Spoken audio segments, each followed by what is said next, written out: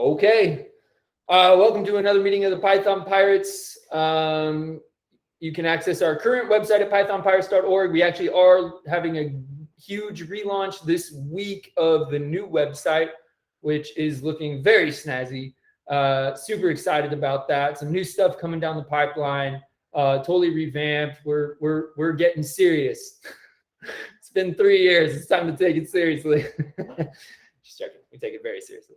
But in the meantime, pythonpirates.org, it's kind of been, there's some a great list of resources on there for anything from IDEs to Python resources, all kinds of stuff.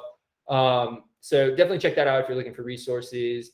There's also a link to join our Slack channel on there in the Getting Started section. So if you'd like to join our Slack channel, definitely do that. It's a great place to reach out, questions, comments, whatever, just chatting about Python and tech, all sorts of stuff. There's different channels for different things. Good times. So definitely check that out. Join us if you haven't already. Sponsors. We're actually working on some new sponsors, which will be coming down the pipe, which is really exciting. But our current sponsors are Manceps.ai. Manceps.ai is a local company that bringing ML AI solutions to enterprise organizations. If you're interested, check out Manceps.ai. I don't know if they're currently hiring. They may be, mostly data scientists and things of that nature. So definitely check them out. Reach out if you're interested. Also on LinkedIn, stuff like that. Tech Academy. Tech Academy is a national coding boot camp. They offer everything from data science, web development, all that kind of stuff. And so really, really cool, really, really awesome school. Several people who have come out of there have gone on to get jobs at Amazon and Microsoft and all that kind of stuff. And not to say that you're guaranteed a job at Microsoft or Amazon, but just to say that they do provide you the education necessary to get skilled up in those enough to get jobs at those places. So definitely check them out. They are Manceps usually offers food when we're in person. Tech Academy offers us a free space to hold our meetups. So once we are in person, which fingers crossed will be soon. I would like to get back to in person. We will definitely be back there and still be recording. So you'll be able to still join online if you'd like. Some guiding principles, we're inclusive, all skill levels, all backgrounds, walks of life are welcome. Python focused. So unless we need to dip into some HTML, CSS type stuff, JavaScript, we mainly stick around Python unless we need to explain something else in order to inform what we're doing in Python. Not to say that you shouldn't learn another language, but that's just what we focus on. Progressive learning. So we try to start with introductory stuff and this is kind of a smaller version of a larger scheme that we use. So usually around this time and pretty soon after this cloud series, we will be restarting from very, very beginner oriented meetups and ramping up again. So we usually start in the fall. We start with beginner classes and we ramp all the way up to June, where we start doing some more advanced stuff, building actual applications or going and using other products that need Python and are more advanced. It's super cool stuff, machine learning, all that kind of stuff. So if you're interested in that, this is a great time to join and get started because we will be dipping back down to zero, so to speak, here pretty soon. But tonight's presentation is, I would say, probably a beginner level. There's nothing too complex here. Should be accessible for all. So, and then we're collaborative. So if you have anything to say, anything to add, definitely drop it in chat, or you can just jump on the mic. Either way, feel free to do whatever you're comfortable with. Okay, so we'll be deploying an application or showing you how to deploy an application on App Engine. If you don't know what App Engine is, we're going to also just go over a little bit of what it is before we dip into our demo. Probably should have put overview of App Engine in the bullet points, but either way, we're gonna deploy two actually Python applications, very simple Python applications to App Engine. I mentioned in the meetup, if you are interested in following along, I'll be dropping links to the necessary code on that's available on GitHub. You can pull that down to your local machine, or follow along with me in the Google Cloud Console using your Cloud Shell. If you don't know what any of that is, don't worry, I'm going to lead you there. Don't worry. But you also will need a Google Cloud. It's not a membership, but you need to sign up for Google Cloud, and you have to enable billing. And so to do that, you have to provide your credit card credentials. So while we're going through this, I would suggest just going to Google Cloud sign up, and just getting that. It doesn't take too long. Just follow the instructions there and you should be good to go. Otherwise, you can certainly just watch and do it later. This video will be recorded and we'll be posting it as soon as I can. And so you can certainly do it later and just watch for now. So whatever, it's totally up to you. Okay, I meant to take out that link, but let me highlight these. Okay, yes, I can. Okay, cool. All right, so Google Cloud Next just happened. If you're not familiar with Google Cloud Next, it's Google Cloud's annual conference that they hold to show all the newest goodies that are coming out of Google Cloud Platform. Everything from data analysis, features, to deploying applications, to ML AI, all kinds of stuff. Really, really great event. A great way to kind of become familiar with the latest and greatest out of Google Cloud. So I'll pop this first link in there. This link is to the actual video presentation. So all the video presentations are available here. And I linked it to the application development specifically just because we're doing application development tonight, but you'll notice there's many, many more topics that you can access. So definitely check everything out. It's hard to choose just one video to watch at a time, but just watch as many as you can, or whatever interests you really, And then Google Cloud Next, or there's also the Google Cloud blog. So this is a really great way, besides Google Cloud Next, which only happens once a year, to stay up to date with Google Cloud, everything Google Cloud, right? They post lots of good tutorials and overviews of new technologies, and all of that kind of stuff is available on the Google Cloud blog. This one specifically links to a lot of stuff that came out of Google Cloud Next, but it's one of those things, there's many, many more topics, obviously. There's also, and I probably should have linked it here, there's a Google Cloud podcast, which I listen to. It's a weekly podcast that goes over, Google Cloud technologies. There's also Google Cloud Reader, which is another podcast where if you don't want to read Google Cloud blog, they actually read out loud the blog posts that are posted on Google Cloud blog, only selected ones, but that's a great way to get the latest and greatest on Google Cloud from the blog without having to read the blog. It's quick, usually like 5 to 10 minutes long, but those are really great too. So I just threw a lot at you.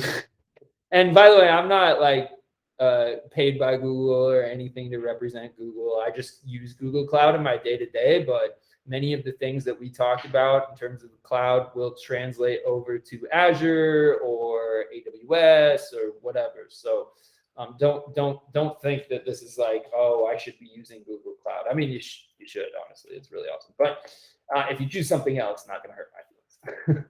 Trying to copy this link, man. Oh, yeah. All right. So going to share this link. This one is to something called QuickLabs. So I'm going to actually pull up QuickLabs here. And QuickLabs is a really, really cool a platform that you can go to and learn how to do very specific things in Google Cloud. So it'll teach you about Google Cloud technologies, but you can see here let's click on deploy to Kubernetes in Google Cloud. And notice it's marked as Quest, right? So this is actually several labs, right, that you can do. Now, this isn't free. I should preface this by saying it's not free. You have to pay for, you can pay for like tokens or something. And notice at the bottom, oh, credits. And notice this one costs 1 credit. This one costs 5 credits. This is 7 credits. I think you get a discount if you buy in bulk.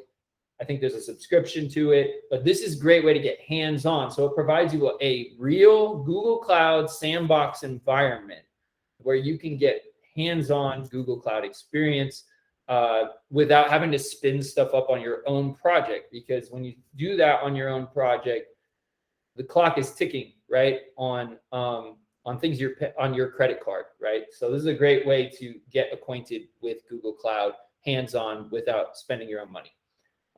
They take care of spinning stuff up, shutting stuff down. It's awesome. So that's Quick Labs. And then there's my book recommendations for Google Cloud. So this is a recent one, which I am actually currently reading, and I'm very impressed by it. And so I wanted to share it.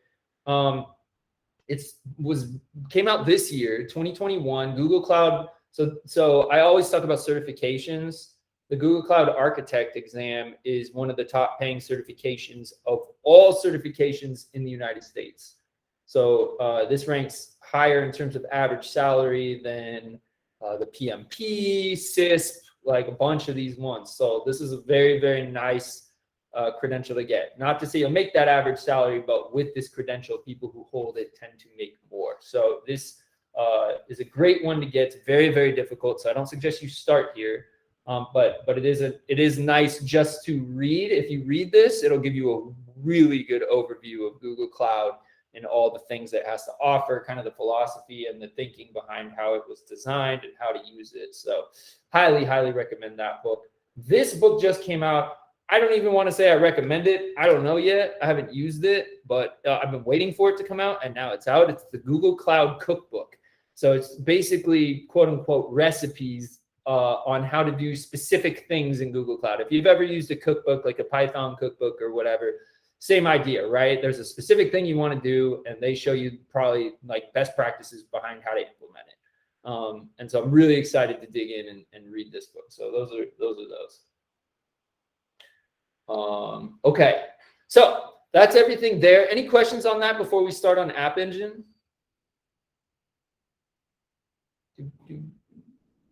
Cool. Okay, so we're going to talk about App Engine tonight, and you know, this App Engine is part of Google Cloud Platform, and Google Cloud, it was actually one of the, I think, the first offering besides Compute Engine on Google Cloud Platform. So App Engine, what it is a fully managed way to launch your applications. We'll talk about what all that means here in just a second, but when you talk about cloud platforms, there's kind of this spectrum of technologies, right? So on the left side, you see we have Compute Engine, something called Compute Engine. On the right, we have something called Firebase, right? And Cloud Functions. Those kind of live over on that highly managed side. And so what does it mean to be managed? Okay, so, you know, in the old days, when you wanted to launch an application, you needed a server or some servers, right, to host your application on. You had to do the networking. You had to figure out, you know, the specs of the server, like how to, you know, how much compute, how much memory, all of that kind of stuff. Like, you had to do all that yourself, including also things like security and also deployments, right? If I need to put out a new version of my application, like what does that look like? So it's kind of a really, it is a very large undertaking to just develop and deploy, or it used to be to develop and deploy an application. But App Engine comes along and says, we're going to make it real easy, right? Google says we will handle all of the scaling being like, if more users start using my application, I need more compute power to serve their requests, and therefore I need to scale up my compute, right? You can think of how hard that would be on a physical server. In a virtual server, it's very, very fast, and even faster when you don't have to think about it. So Google handles that. past a certain threshold of CPU usage or user requests per second or whatever the case may be, it'll scale up and down based on that automatically. You don't have to think about it, right? And it connects with all the other Google Cloud services. So say you need a database, which we'll look at tonight, right? Okay, I need a database, and you're able to connect that, right, directly, just using your code, right? So the other thing about this is a lot of times when you're deploying applications, right? So we're going to go over in a couple, probably the meetup after next, we're going to show you how to deploy applications on Kubernetes, well, Google Kubernetes engine. When you do that, right, you need all these config files, YAML files, right, that define your networking, that define your,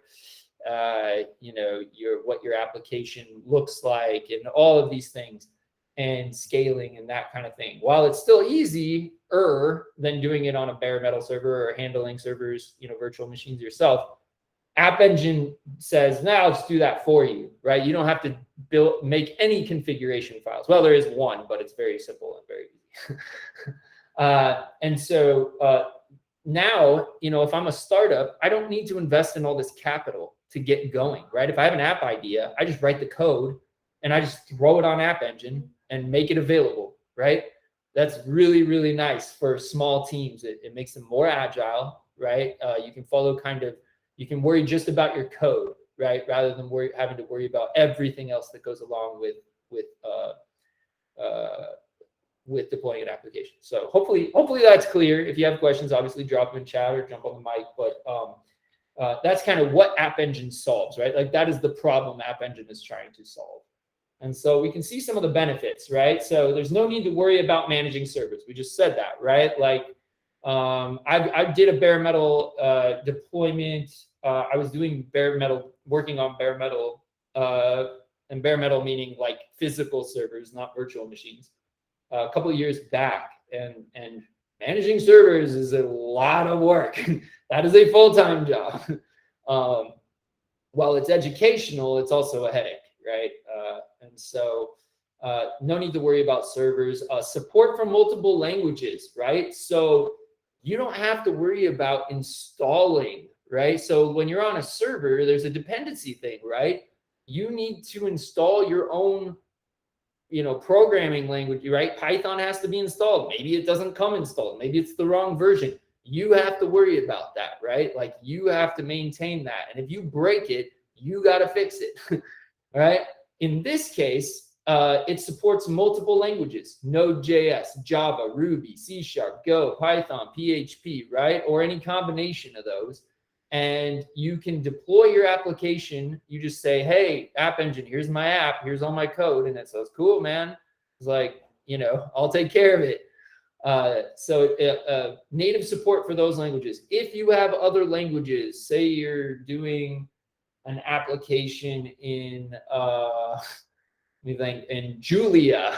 I don't know. This is the first one I came to my mind. But let's say Julia. If you don't know Julia, go look it up. It's the up-and-coming language. But let's say you're building an app in Julia, right? Well, Julia is not natively supported, but does that mean you can't use App Engine? No, it does not mean we cannot use App Engine. It just means that you have to do it a different way. So there is App Engine, and I should put on here, but there's App Engine Standard, and then there's App Engine Flex. App Engine Standard is what we're going to look at tonight, where you just hand your code over and it just handles things, right? Cool. That's awesome. But if you need to go you deploy your Julia application, you can use App Engine Flex. And what App Engine Flex is it accepts containers. Now, if you don't know what a container is, just think about it as, for right now, you can think about it as a virtual machine. But essentially, it's not a virtual machine. It's much lighter weight. But nevertheless, it's basically an isolated environment, right? That is isolated from like the outside host. A host being just a node or a server, a computer, whatever it may be, right? So you can do a whole bunch of stuff right inside this container. And what's great about it is you can freeze that container. It's just a file, and then you send it somewhere, right?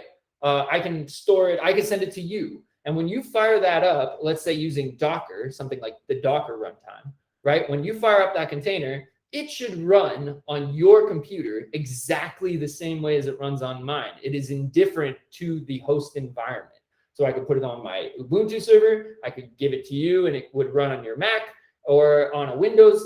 Wherever it runs, it should run the same way, more or less. There's some caveats to that, but let's just say it runs the same way, no matter what the environment is. And so that's really powerful. So anyway, you give your container to App Engine Flex. Now it can run your Julia environment, right? The reason it can do that is because it doesn't care what's happening inside the container. All it needs to know is that it is a container and it needs to run, right? So it's really, really great. So any other language you want to use that's not supported, use containers. And we'll show you some ways. We're going to go over containers next time, and we're going to show you how to launch an application using a container into a service called Cloud Run. Also very cool. But that's for a later date.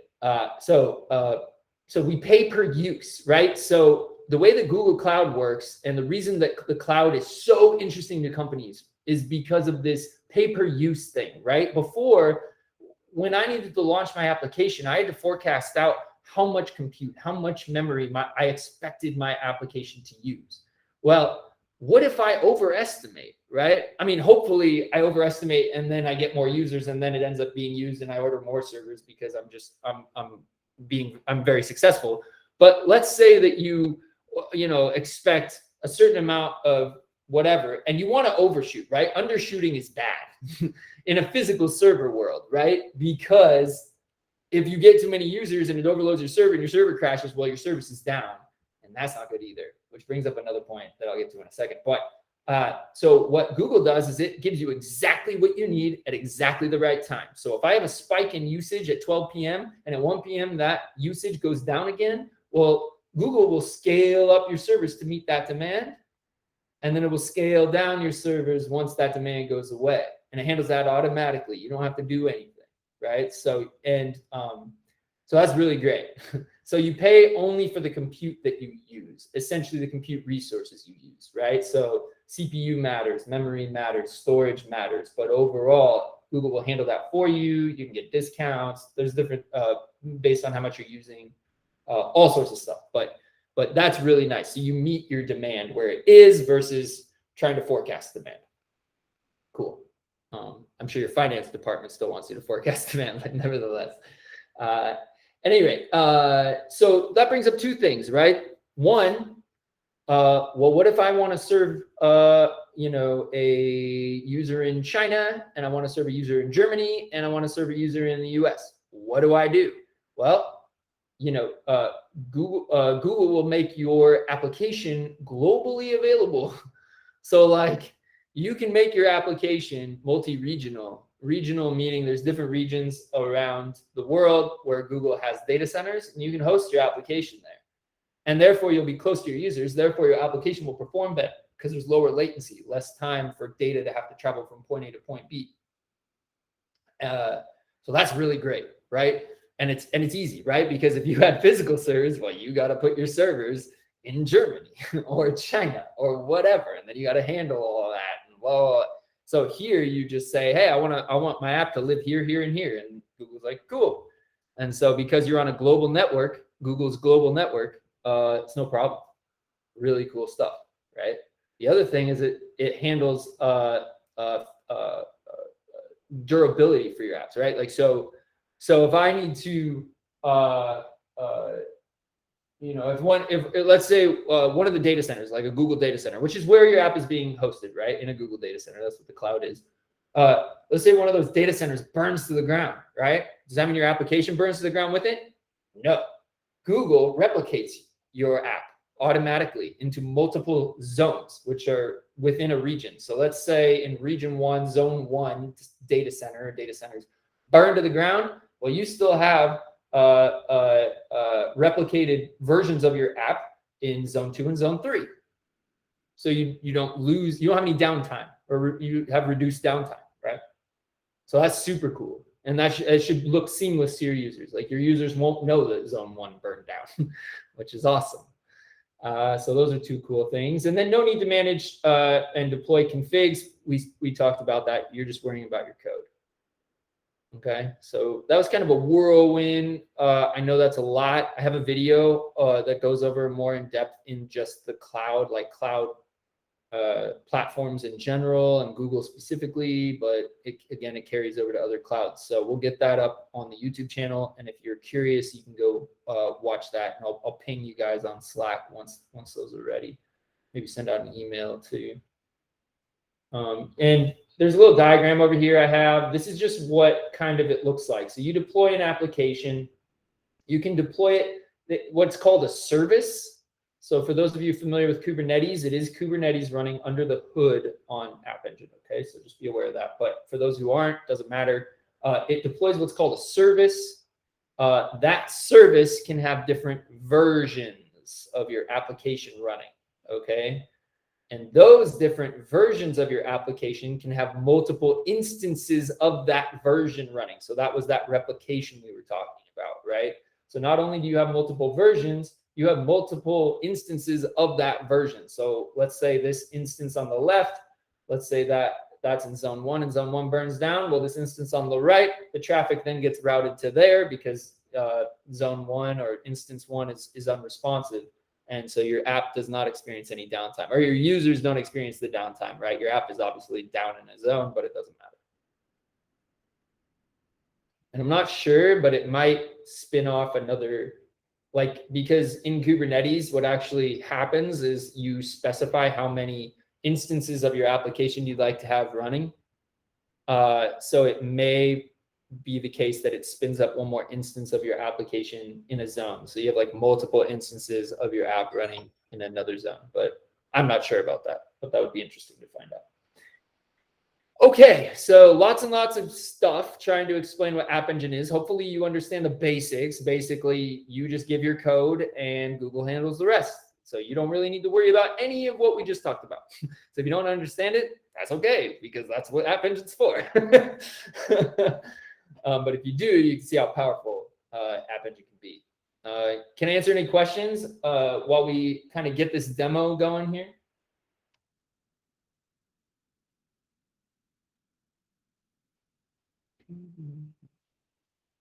All right, no problem. I'm going to reload. Oh, I'm going to get you guys the link. I'm going to get you guys the link for what we're about to do. Let me see here. 1 second. Shoot.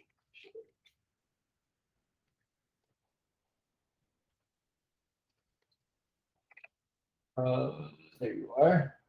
Nice. Okay, so we're going to use this code here. So there's the link to that code. That will be the first application that we launch. We'll take a look at the code here in just a sec. It's very simple code, by the way, tonight. Nothing too crazy.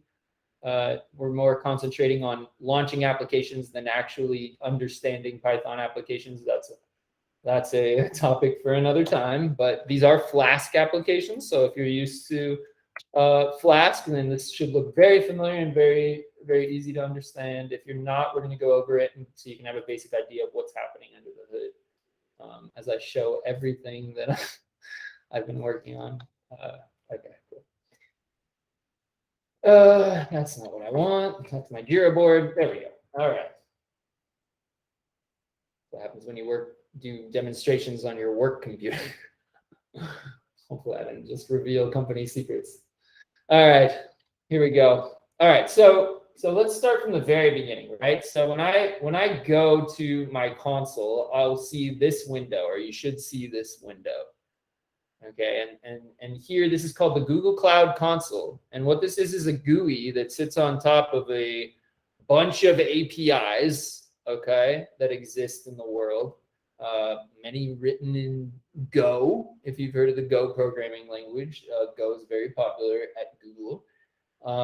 And so what this is a bunch of services. So I'm not going to do a full Google Cloud Console run through. You can kind of look at all of this later, but you can see how many services exist here, right? So you have things for big data, right?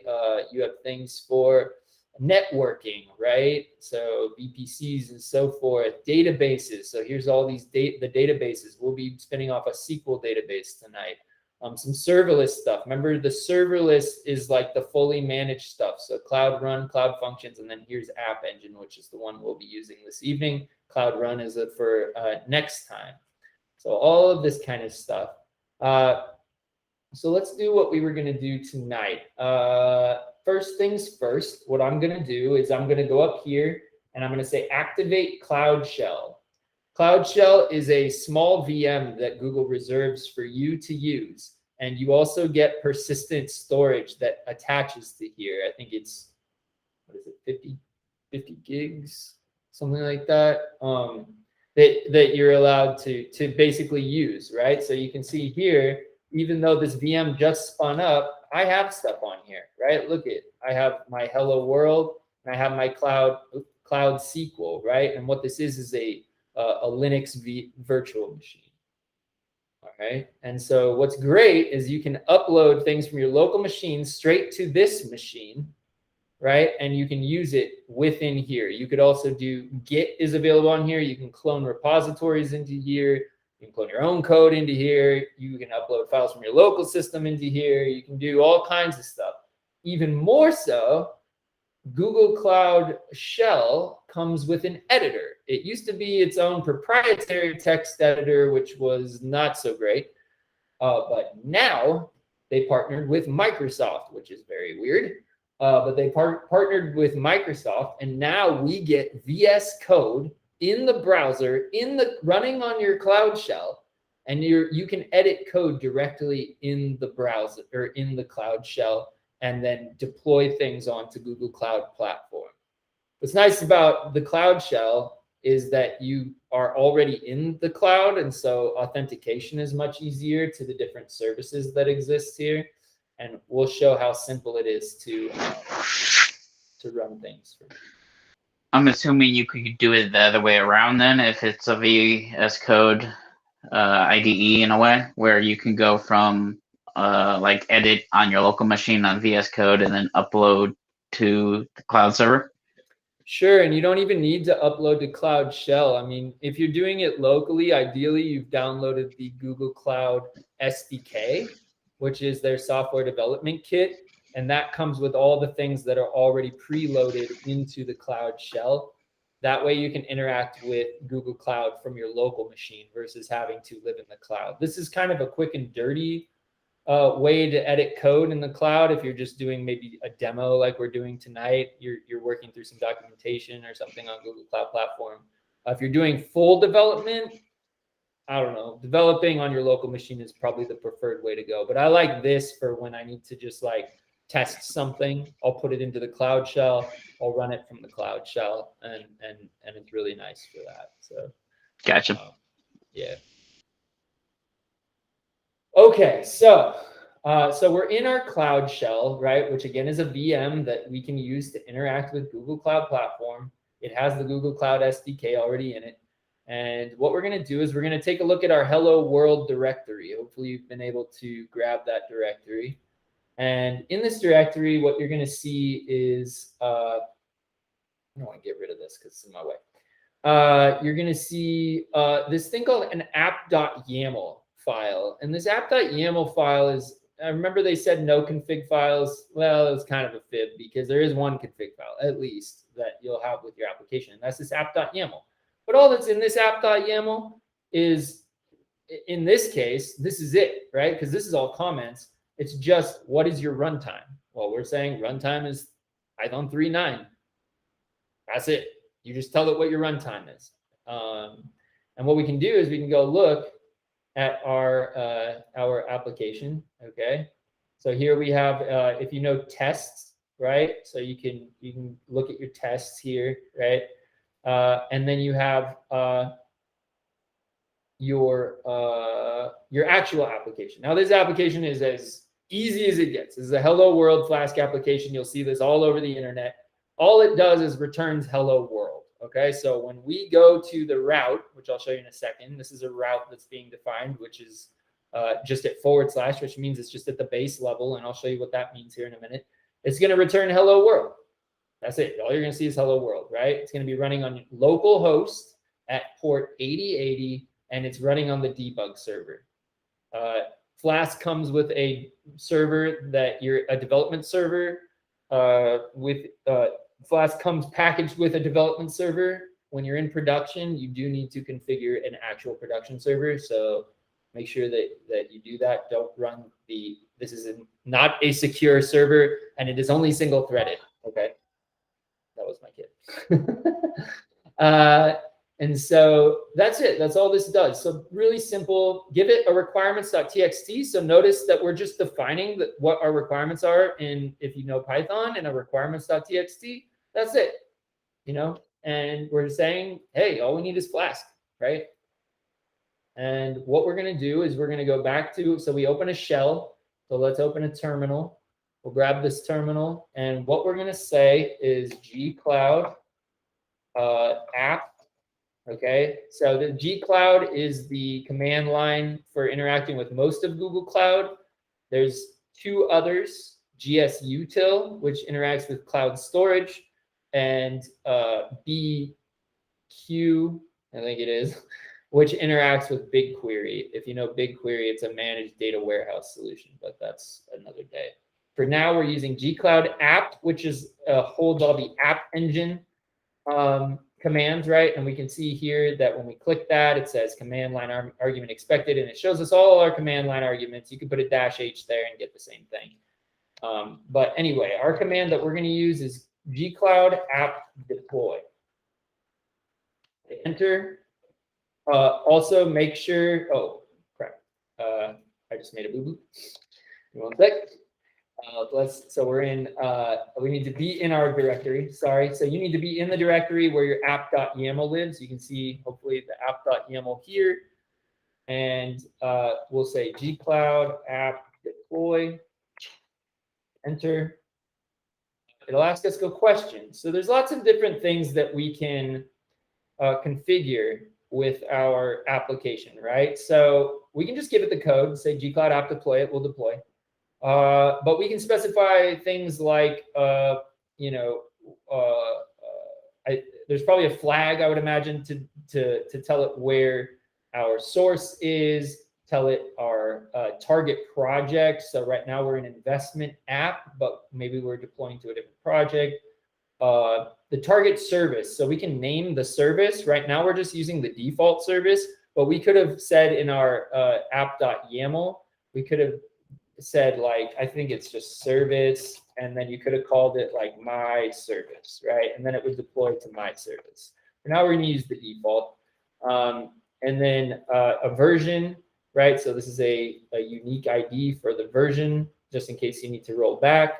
And then a target URL. So this URL will be the URL for our application. Again, we can define our own URL if we want. And then the service account. A service account is just essentially a user, right? That this, in this case, is called the App Engine default service account. It has all the privileges it needs. But if you want to restrict privileges for this application, you can tell it, you can create your own service account, your own user that this the App Engine will use to, and that way you're restricting permissions. Because if someone hacks your app and all of a sudden they have all the permissions on Google Cloud, well, that's a problem, right? So make sure that you're creating user-defined service accounts when you're actually going into production stuff. But us, we're just doing a demo. So if you don't understand any of that, again, it's no worries. I'm just trying to cater to all parties. All you need to know is we're launching an application, if that was all gobbledygook to you. So we say yes, we want to continue, and it is working, okay? So we're going to hold off. We're going to wait. I'll show you guys something later that's very interesting that I noticed today. And it's what I'm going to show you what other service it's using. If you don't understand that part, again, no worries. I just want to make sure that, we're covering all the skill levels. There's this really cool thing that it's doing in the background. For now, let's just get the app deployed and show you how that works. And then we'll go over that when we deploy our second application. So we give it a little minute here to updating the service. So what it's doing right now is basically building the application, creating all the networking, spinning up the compute resources, all of that stuff in the background. And all you've done is literally you wrote some code, right? So you see here, setting up traffic split for service. So one thing that's interesting, if you want to deploy two different versions of your service, aka your application, you can tell it, hey, divert 20% of my traffic, do a canary, what's called a canary deployment, divert 20% of my traffic, or the blue-green deployment. Oh no, I can't remember. Anyway, what you're doing is testing your deployment, right? So you divert X percentage of your traffic towards the application, right? And when you do that, some users, or 20% of your users, will see the second version of your application. That way you can kind of test with live data and live users, is this thing functioning the way it's supposed to be? Or if maybe you're doing some A/B testing, right? You can divert 50% of your traffic here, 50% of your traffic there, and see what kind of results you get from that. So really easy. It's a flag. You just say traffic split, fit 20 per your 20 or whatever, and it'll divert 20% to whatever you're deploying at that time. For now, we've done 100, which is the default. Just switch it all over. Now notice, okay, we have view your application in the web browser. So what's cool is we can say gcloud app browse, right? So they say to view your application. We'll do that. Okay, it doesn't detect the browser, but it gives us a link. So we hold command, we hit follow. Notice that it's spun up this new tab up here. We click that, our app is available. Okay, and let's see. I can't remember if this is globally available, but here, let me try to pop this into chat.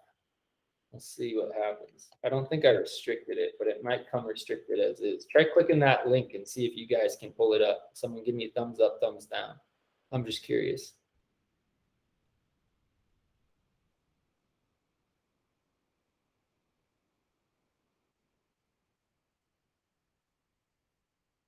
Was anybody able to follow that link, or did you get an error? It works. So there you go. That's how I just deployed an application. Now everybody can see it. Now, please don't share that link all over the internet, because I don't want people just denial of service attack right now. Cool. Well, I mean, even if they did, it'd just scale up, but it would hit my credit card, and that wouldn't be great. Great. That is really, really awesome. So that's how easy it is to get your application, and it's available to whoever, right? It'll scale up, it'll scale down, it'll do all the cool stuff we talked about. And all I had to do was write one command and one YAML file with this Python 3.9 in it. Pretty nice. All right. So this is especially cool, right? And I'll tell you a use case for this. This is especially cool if you're trying to get a job or you want to showcase your application, right? It's very, very cheap to host your application online. Because remember, you're only paying for what you're using, right? If no one's using your application, it's fine, right? So if you want to showcase an application, you could host your website here. You could host, some cool app you built, right? And have it linked from your your GitHub or whatever, right? So you could do that. And that's a great way to show, one, you know how to code. Two, you know how to deploy things, right? Now, do they know how easy it is? Maybe, maybe not. But nevertheless, it shows effort, and that's really nice. If I'm hiring somebody and they show me an app that they deployed on App Engine, and they can tell me a little bit about how they did it, that's strong. I like that. All right. Any questions before we deploy app number 2?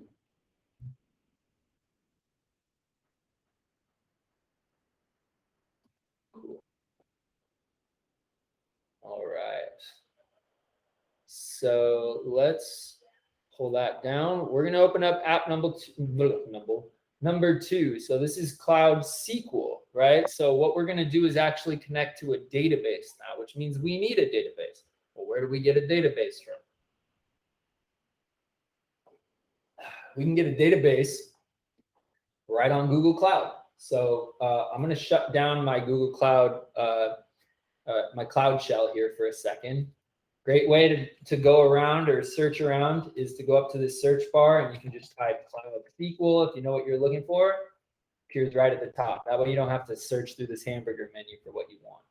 Another way, if you have frequently used things, you can pin things to the top so they're always available. Frequently used things you can pin to the top so you can have them available. Now, I already spun up a database. The reason I spun up a database is because it can take upwards of 5 minutes to deploy a database, which is a little kind of sucks for those who are trying to follow along. But nevertheless, spin it up right now as we do this, and hopefully it should be done, and you'll see how to get your application out there.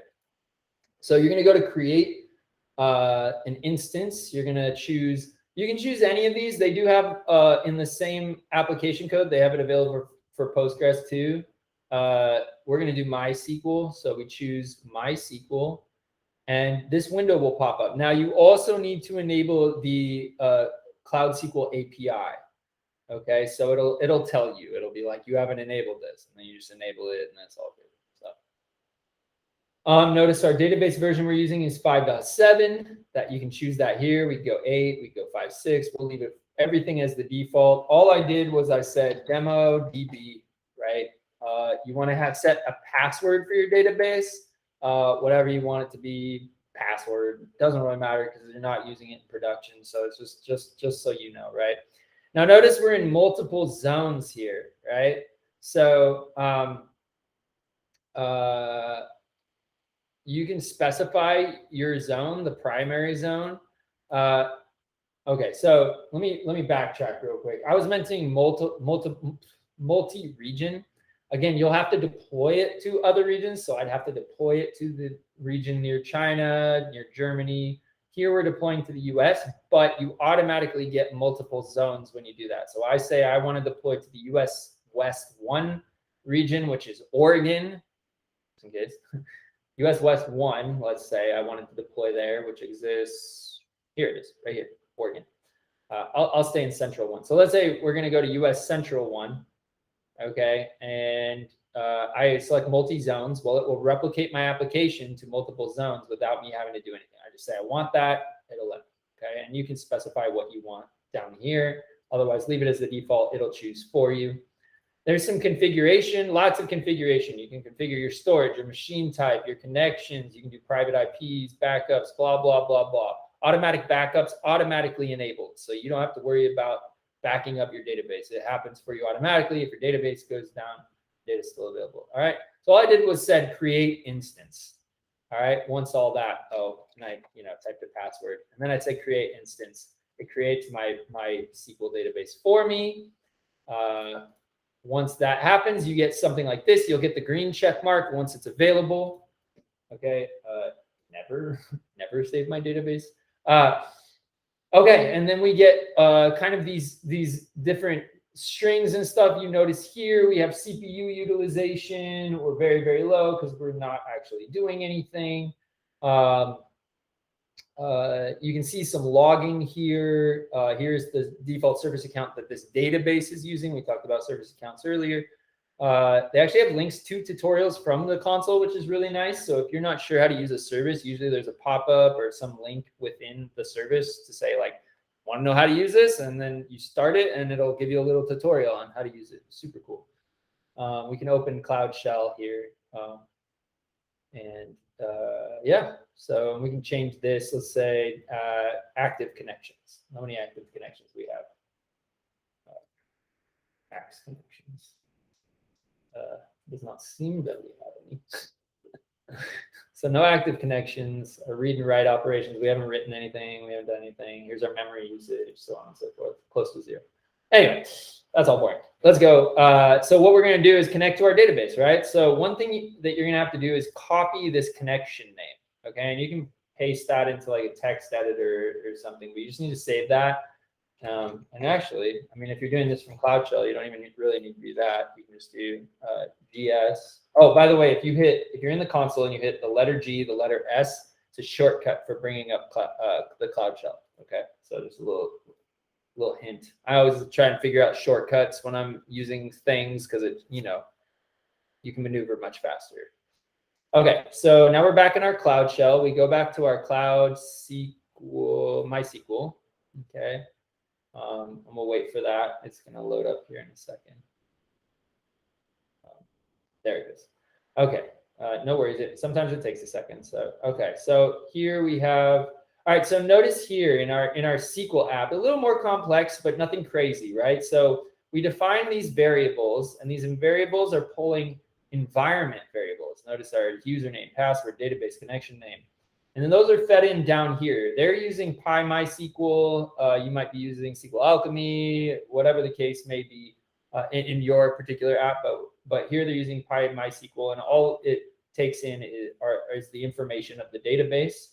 And if that information is correct, it creates a connection, and then we can probably see that in our console when the connection is made.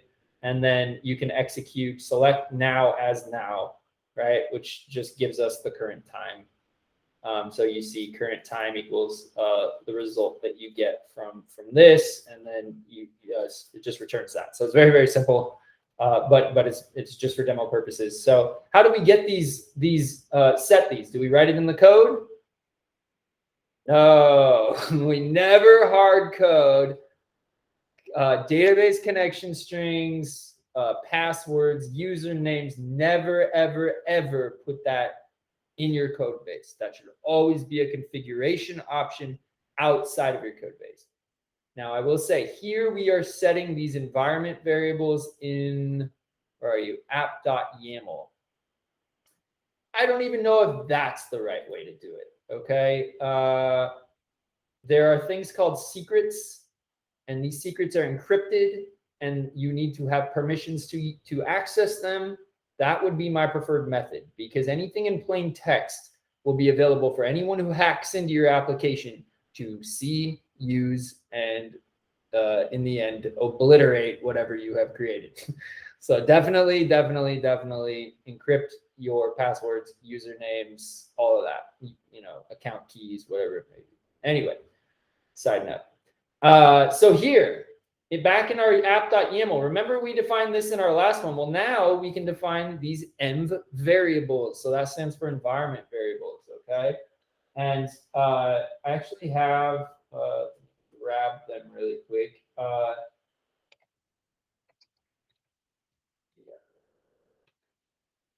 Okay, so I'm gonna post this in chat. These are all the configuration options that are available in your YAML file. So you can specify lots and lots and lots of things in your YAML file. Here we're gonna set these environment variables. So I have my username is root, my password is Tor. Don't try to hack me. I'm deleting everything after this meetup. For those of you that want to.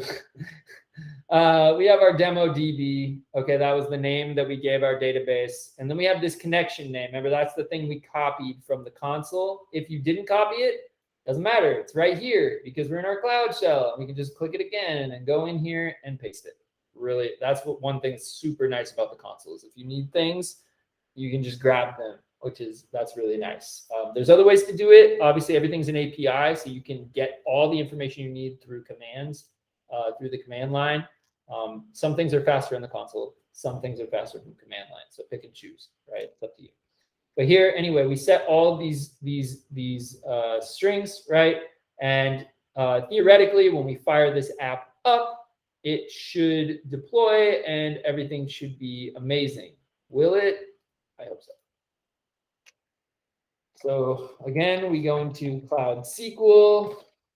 Okay. Make sure that should all be correct. Okay. And I'm going to let's see here. So this is kind of interesting.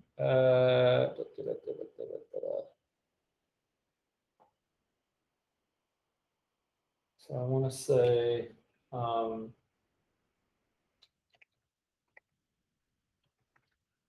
let's specify the file. So give me 1 second here to kind of app deploy.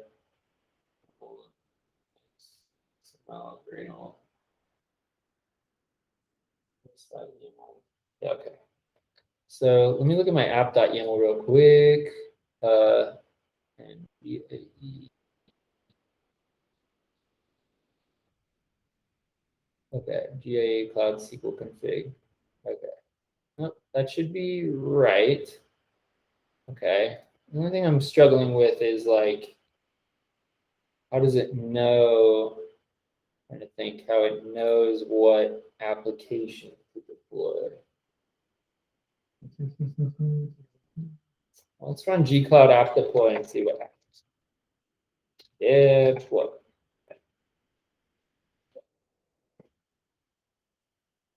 Okay. And yes, we want to continue, same as last time. Notice it's updating the service default, okay? What does that mean? Well, remember that we didn't set the name of our service. So it is going under the default service, which is where we deployed our Hello World application. So once this is done, what should happen is you should click on that link and you won't see the what am I trying to say? You won't see the hello world anymore. You should see a datetime string, okay, which is what's being retrieved from our database that we just connected to. While this is deploying, are there any questions about like the database deployment or how we connect it or App Engine? Actually, I have a question regarding about using the Google to host the web application. Do you think if that's a cheaper way, if I just in the exploration level, do you think it will cost a lot of money? I just want to build something. I use the Node.js. You'll build something to find a free website I can host my web application. If I try to use Google, uh, if do you think where something go wrong, I will have a huge bill about the. Yeah, yeah, no.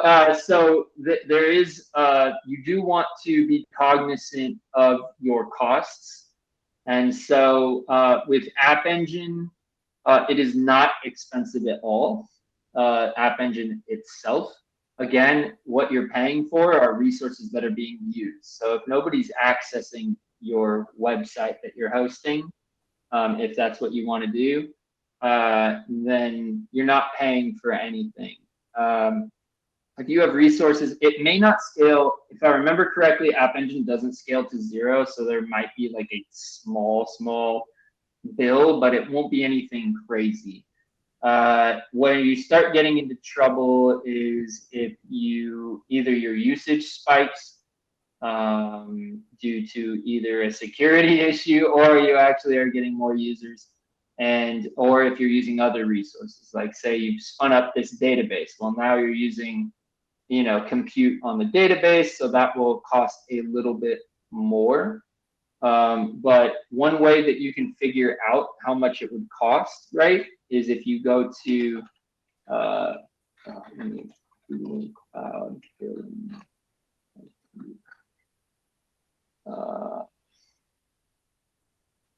So estimate your cost. There we go, the pricing calculator. So there's this really nice pricing calculator. So you can kind of figure out, and I use this just to figure out costs when I'm at work and stuff, just to get a rough idea of how much something is going to cost us.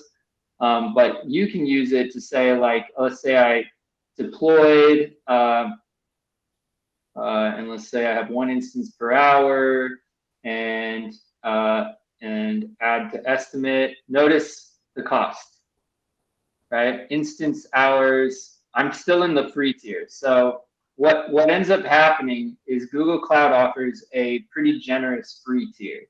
So as long as you're not hosting some sort of crazy production like application, you won't pay anything. And if you accidentally tip over that a little bit, it's still going to be pennies, right, that you'll be paying. It's not going to be anything crazy. But if you don't expect there to be a ton of traffic, you'll probably still be sitting in that free tier. Okay, I see. Generally, I understand what you say is that based on how many people visit my app site, based on the usage, if it's not, I don't expect somebody to risk too much, and nobody hike that, everything should be okay. Exactly. Yeah, you shouldn't experience any billing crazy bills from Google Cloud. Okay, cool. Yeah. One other thing. So there's the Google Cloud Calculator. One other thing I would suggest is if you are worried about that, for peace of mind, in your billing, you can actually set up. If you go to billing within Google Cloud, you can set up alerts, right? So if your billing is either passed or expected to pass a certain amount, you can receive an email or an SMS message that'll say, "Hey, your Google Cloud costs are about to tip over what you told us you wanted to pay. We're just letting you know." So you can get alerts that way. That way you're not surprised, right? You can kind of get ahead of it if things are going south for you. Okay, cool. Thank you. Yes. All right. So final push here. We have our G-Cloud app browse. Let's see if it deployed. I don't think it will, and I'll tell you guys why in just a second. See what happens. Yeah, 502 bad gateway. So what I think happened, I think that it doesn't like that there is Postgres, right? So there's a Postgres star. We'll get rid of all that. Yep. And now let's do a G-Cloud. And my bad on not doing this before, but because there's one YAML file and there's multiple like services. So I don't know. That's why I was like, I haven't set up a Postgres database. So I didn't think that it was, if it tries to connect to that, we're going to get something bad. If you do experience something like this, right? And I did get this when I was actually deploying this. I did test it and I got that same thing.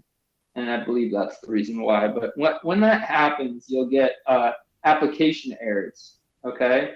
So we actually will receive errors out of our application automatically. Well, not automatically. You have to enable cloud debugging. Once you do so, we can go check out error reporting, right? So you can see the traceback and kind of what happened, when it occurred, and create links to the issue and view the logs. So here at 6:09, we experienced something, right? So we'll leave that and we'll go to wherever it's saying, Google Logs. It's doing this thing. It's so annoying when it does. Sometimes it does this. I'm not sure why it like bounces Google Cloud, but it worked eventually. So no harm, no foul. Google Cloud. Oh, where was it? Yeah. Oh, it just says labels default resource ID. Okay, so yeah, we would need to go into our debugger. Let's see if debugging, if I had that turned on. Although I'm pretty sure that's the reason. Oh, interesting. Okay. Let's select source.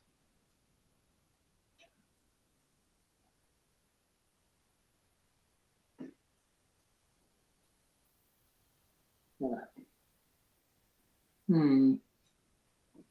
Interesting. Well, sometimes that happens with live demos, right? Go back and wait for that to actually propagate. Hopefully we'll get something. Still on the bad gateway, but I don't think it's finished deploying yet. So we'll go back to App Engine. Could be something I just spaced on too. I've been known to do that. Yeah.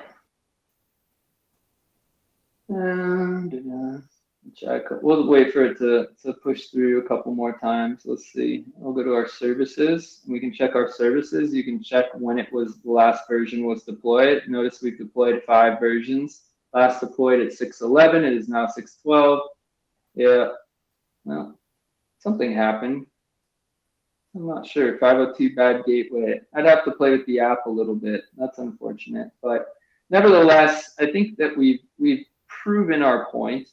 there is an error coming from somewhere, and I'd have to go debug it, which I'm not keen to do right now. But essentially, that it would be that easy to deploy an app and spin up a database and all of that kind of stuff. I'm going to. I can take a quick look. Let's take a quick look. I'm intrigued. Let's find out. So if I said Python 3 and I said main mysql.py. All right, so we'll do pip Python. So this is the beauty of the console, right? We could do a Python 3 pip install -r requirements. Oops, that's not going to work. We have to do requirements.txt. There we go. All right. If I had oh, I have a test library too. I could run that test.